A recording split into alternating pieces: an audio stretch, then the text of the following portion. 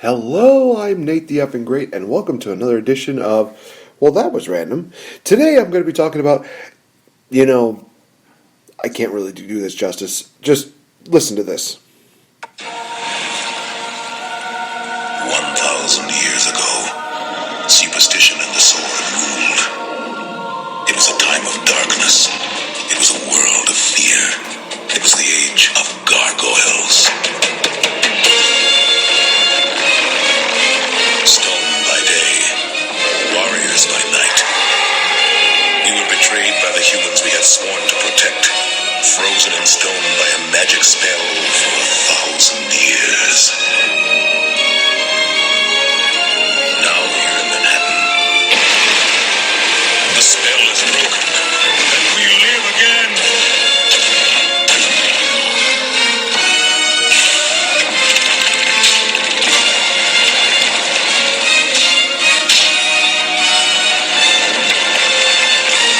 We are defenders of the night.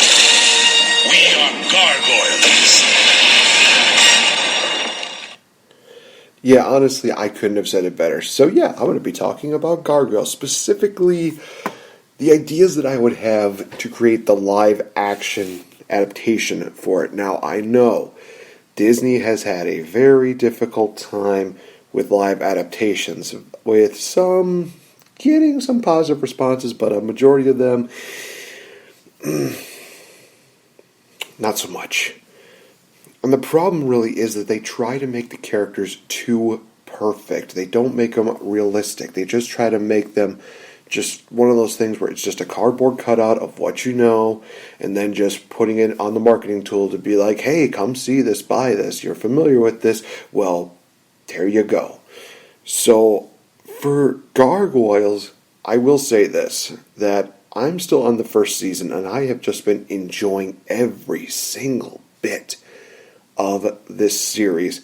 I love the characters. I like the stories that they're telling. I love the villains that they keep bringing up for this. There's so much untapped potential when it comes down to Gargoyles. So much so that I just don't think that Gargoyles would really fit in a one-and-done film. In all honesty, if you took the first two seasons from what I've seen and basically split them up into I would say, 3 minimal, maybe 6 movie trilogy, 6 movie deal, honestly, I think it would work out very well. And let me kind of explain as to why. Because you can get more room to explain the stories, you get more room to get character development, you don't have to pile and rush characters on. It is basically like what they're doing with the Marvel Universe. You look at Iron Man. Tony Stark was introduced as Iron Man in that deal. He became a hero himself, but you didn't see Natasha getting thrown in there until Iron Man 2, I believe it was. It was either Iron Man 2 or Captain America Winter Soldier. Between those two, I think it was Iron Man 2. I'm gonna save a hedge bet and say it was Iron Man 2. But you have these pieces that just go into it, and you have that same situation that you can work with Gargoyles. So let me explain how I would do it, because in all honesty, I don't think it's really that hard, but what do I know? I'm just a podcaster. So, let's talk about the very first film. It has to be the origins of Gargoyles, so that way you have an idea of what you're dealing with. What are the strengths? These are creatures that are in the night. They have strength. They can glide. They can't fly. They can glide. Goliath said that in one of the first few episodes of Gargoyles, which I honestly love the fact that they just said, no, we actually glide with the wind. We don't just fly. It's one of those things where it's like, okay, that's really smart, honestly. That's some really good writing for that.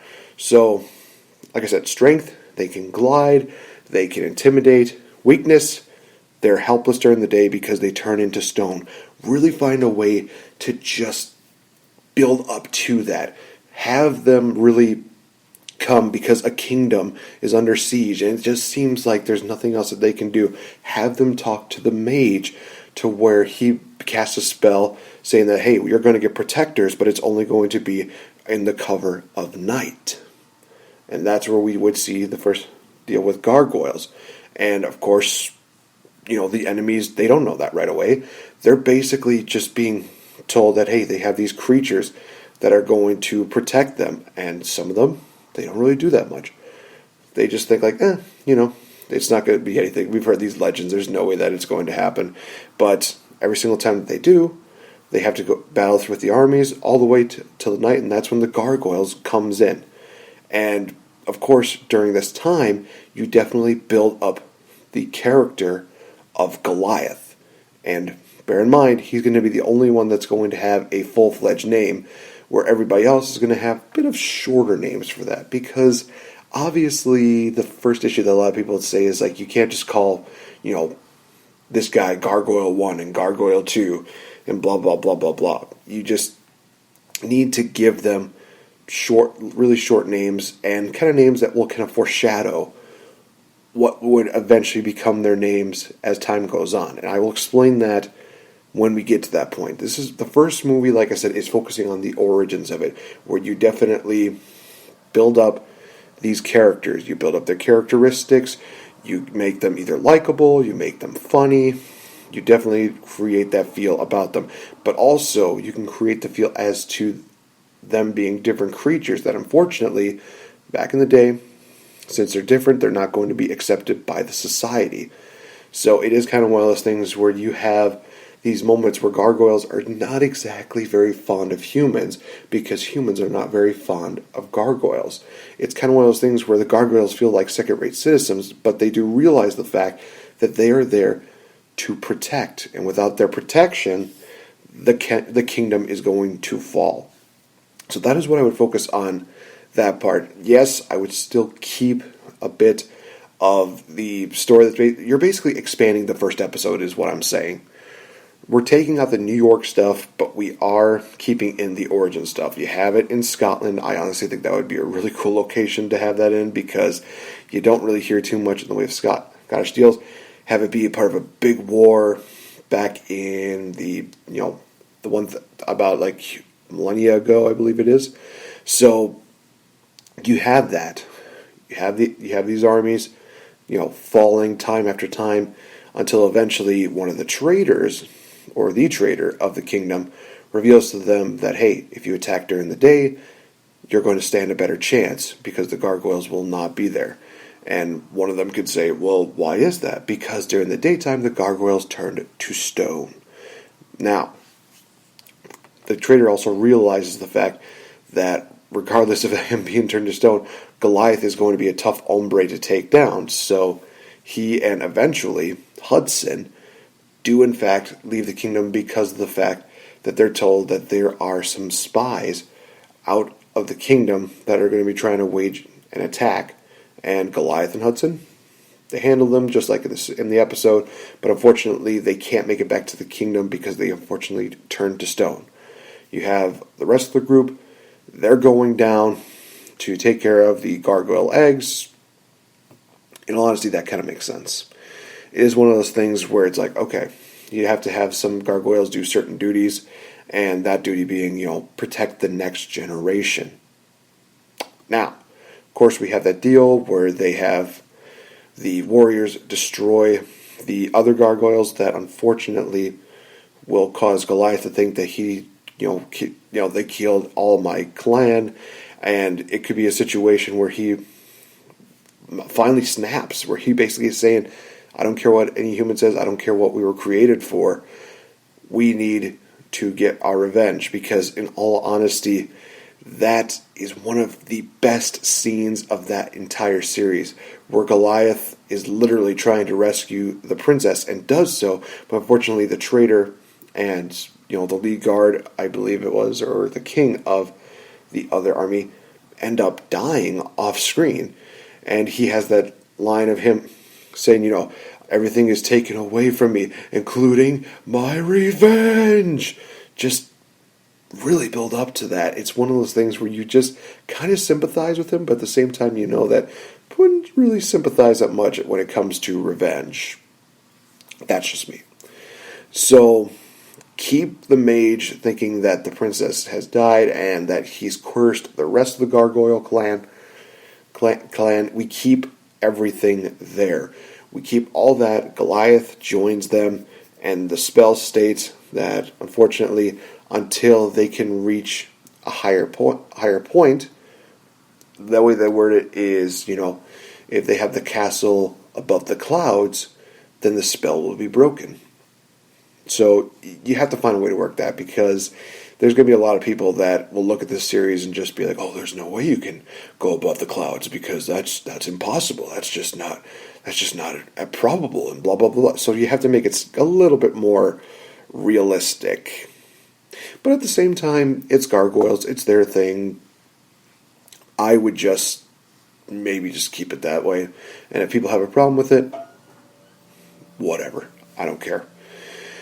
So you end the first movie with literally Xanatos coming in, taking the Gargoyles away, and he's trying to rebuild that castle above the clouds. That is where it ends. We don't see anything else more. It's just kind of one of those things where it's a great cliffhanger to where people are going to want to see the next movie. Which, next movie, we see the Gargoyles come back to life after 1,000 years. Honestly, as crazy as it may sound, I would be okay with them trying to modernize it just a little bit. Now, granted, the original Gargoyles was already kind of modernized in and of itself, but it is still a product of its time. So it's kind of one of those things where you have to just introduce little bits and pieces of it, because of the fact that, Hudson eventually likes to just sit around and watch TV. Bronx and Lexington, along with Broadway, they like to kind of fool around, whether it's on a motorcycle or such like that. They just like to kind of explore that. Don't just throw everything at them right away. Kind of build that up just a little bit. And I will also say this, that the person who actually gives them their names is the new character that's going to be introduced to the movie series, Elisa. Now, I know this seems a little bit crazy because she does not need that kind of attention. Because, in all honesty, if you look at her in the series, she is great the way she is right now. She's not perfect. She's not a damsel in distress. She is a cop. But she also has her limitations, which I think is great. That is something you definitely do not change. Make her feel like she is that working class girl, that girl that anybody can relate to, where she has her struggles, she has her weaknesses, she has her strengths. It's one of those things that builds her up as a character. Definitely have that there. Now, the reason why I say the fact that Elisa should be the one to give them their names is because of the fact that it kind of gives them a little bit more, I guess you could say, how do we say this? It gives Elisa a little bit more purpose. And let me explain it like this. When people have a pet, they often name them.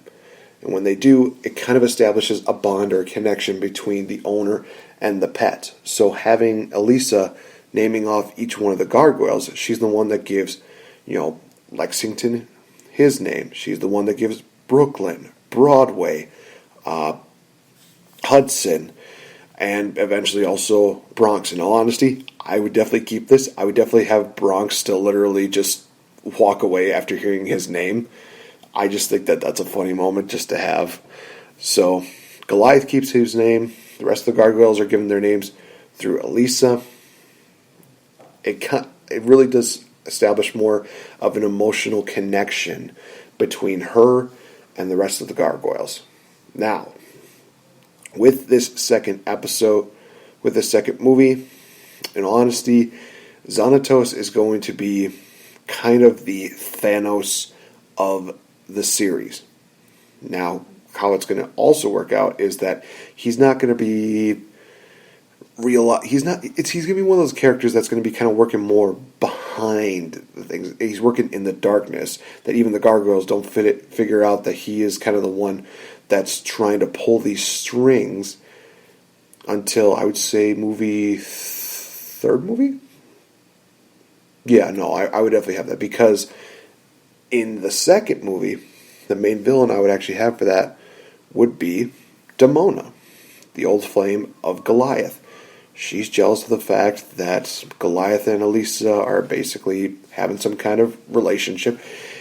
In all honesty, it's kind of one of those things where you can still have them kind of seem like they're a little bit flirty, but at the same time, don't push it too much. I would actually probably just have them have little like friendly conversations to start, and then maybe develop that relationship a bit more to a point where maybe one of the series movies can have Goliath turn human, and Eliza and him have that connection while he's human. And it could be a moment where, they actually share a romantic moment, but they also realize that it is better for them to remain, good friends. Have that kind of, I would definitely have that kind of moment for them. But Demona is going to be the pivotal point for the villain of season 2. Not season 2, movie number 2. Jeez Louise. She's the one who's, conjuring up, the magic. She literally wants to destroy all humans. We have that moment where, the gargoyles and the humans basically are trading places. That was a great episode. I think that would work very well. That would work very well here. I would definitely have, Demona just trying her hardest to ensure that, she's not suffering anymore. Because the way that she sees it is that all these humans, except for Xanatos, have basically just treated her poorly. So she says that, I can only trust one human, but even she has her reservations where she will eventually destroy Xanatos. So we have that moment where, Demona and Goliath, the two of them meet, the two of them kind of spark their relationship up again, but Goliath is also showing the fact that while, yes, all the humans did indeed, destroy our family back 1,000 years ago, times can change, and we can change with the times. I think that would just be a really great quote for Goliath to have. But for Demona, she's stuck in those ways. And I think that ultimately that would be one of those things where it could cost her her life in movie number 2. Maybe there's a part of me that thinks that should not be killed off, but it would appear like she is. I would even go as far as to say that maybe we get that deal with Puck from Midnight Summer's Dream, which I think is another great episode, where she turns human, and maybe during the day she actually stalks Elisa, and at the nighttime she's battling with Goliath and the Gargoyles. There's an easy way to put that. So in movie number 3, we definitely would get the big reveal that Xanatos is the mastermind behind a lot of, the crime sprees. He's in charge of a lot of the things that, were going on with Demona. We see him definitely start to, be that villain that people want to see, get his ass kicked. We see him become that villain. Like I said, he becomes basically the Thanos of the series. With the next few movies, we kind of have those kind of deals where it's a bit of a back and forth between Xanatos and the Gargoyles, where you can have one movie end with, with the Gargoyles winning. Actually, I would have that happen in the first installment of that. So movie number 3, the Gargoyles find a way to beat Xanatos at his game, whether he's bringing in where he basically is bringing in like these super tech robots, not the gargoyle robots. That's going to be for the next one. He brings in these super tech robots that look like him, try to beat the gargoyles, but the gargoyles find a way to show that they are still too powerful to handle. We go into the 4th movie. That is where we would see the introduction of those super gargoyles, the metal ones. And this is where we actually see the gargoyles meet their match, because every which way they're faster, they're stronger, and they're seemingly just more improved than the gargoyles that they have right now, to the point where it seems like there's some points where the gargoyles are going to win, but in the end they suffer, I wouldn't say casualties, unless you want to go a different route for that. I still feel like there's a little bit more juice to this, so you definitely would have them, be injured, but they basically have to figure out, how can they beat a higher being, and maybe that higher being is reintroduced in the form of Puck, where he basically tells them that they have to go on a journey to, find a greater power that's going to be able to handle this. Because the way that it is that while, yes, the Gargoyles have learned to adapt, they still want to put, when they're in battle, they still want to work in their own ways.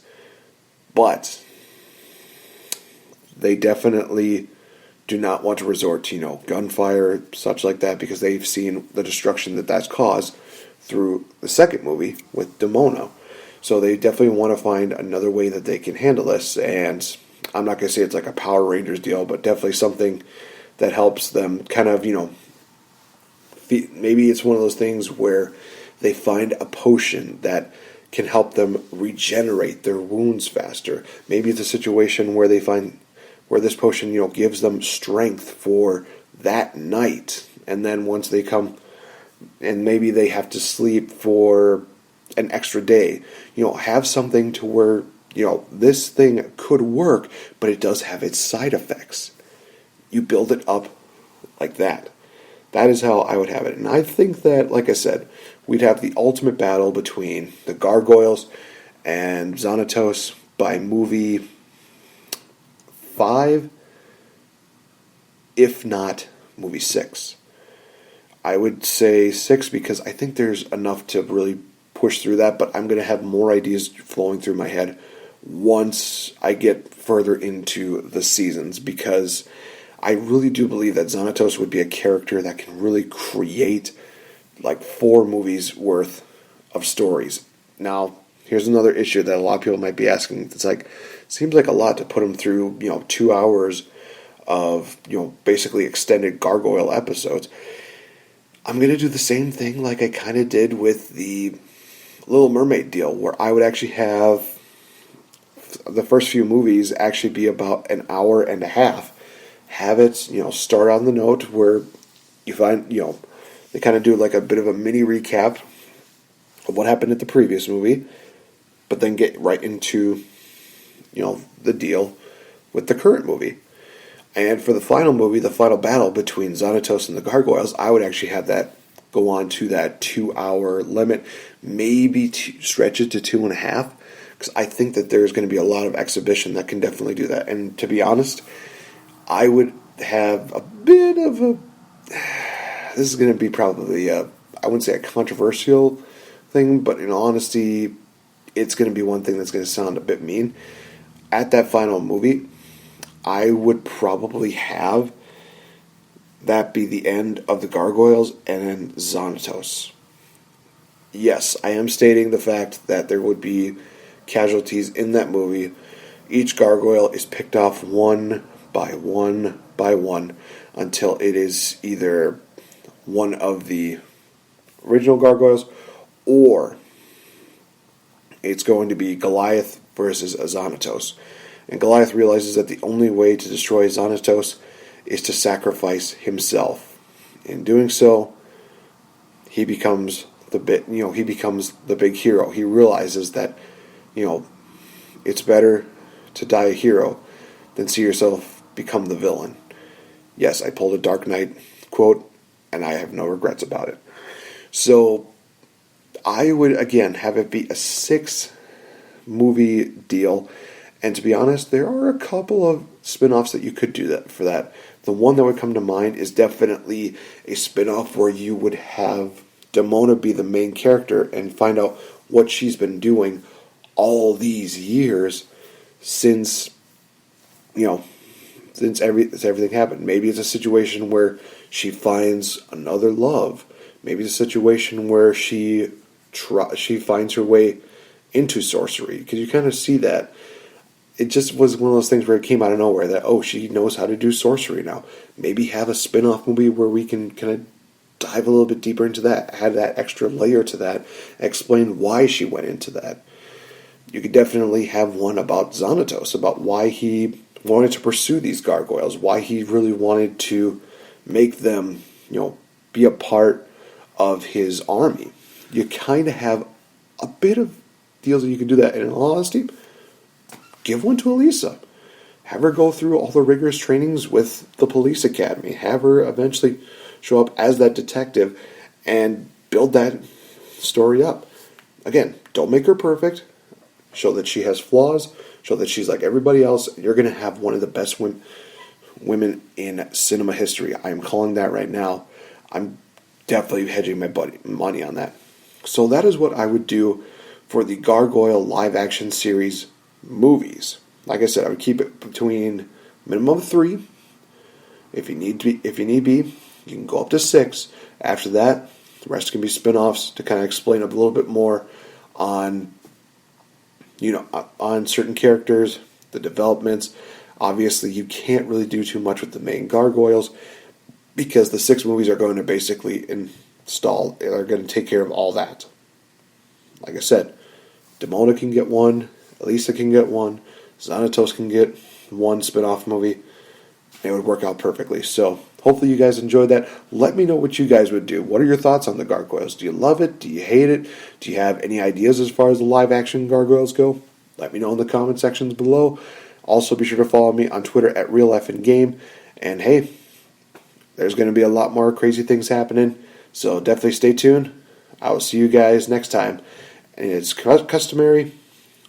Time to end the note on a wacky